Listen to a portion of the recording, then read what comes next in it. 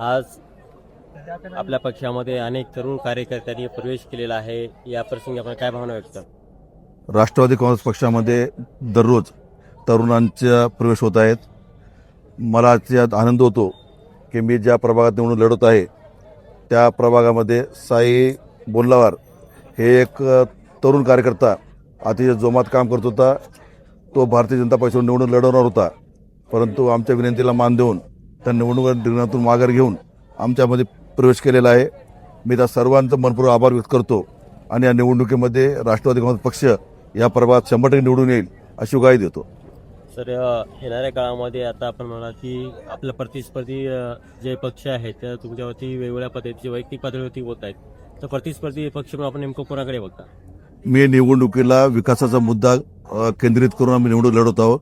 शहराच्या विकासाबद्दल त्यांनी बोलावं. व्यक्तिगत जर आम्ही बोललो तर त्यांना पळते थोडी होईल. आम्हाला व्यक्तिगत गोष्टीवर जायचं नाही.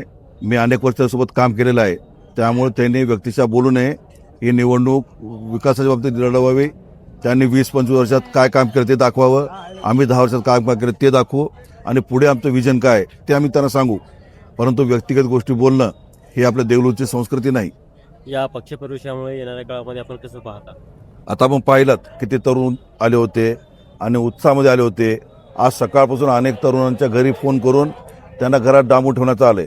जे तरुण आलेत त्यानंतर अनेक जण अजून मधून येणार आहेत. नंतर व्यक्तीच्या ऑफिसला येऊन प्रवेश करतील किंवा भेटत तिथं प्रवेश सांगतील आपल्याला. परंतु आज प्रत्येक घरात जाऊन प्रवेश करू नका असं सांगण्यात आलं आहे. तरी 40 जण येऊन प्रवेश केले. आपण पाहिलं ते फक्त एका भागातले तिकडच्या. विजय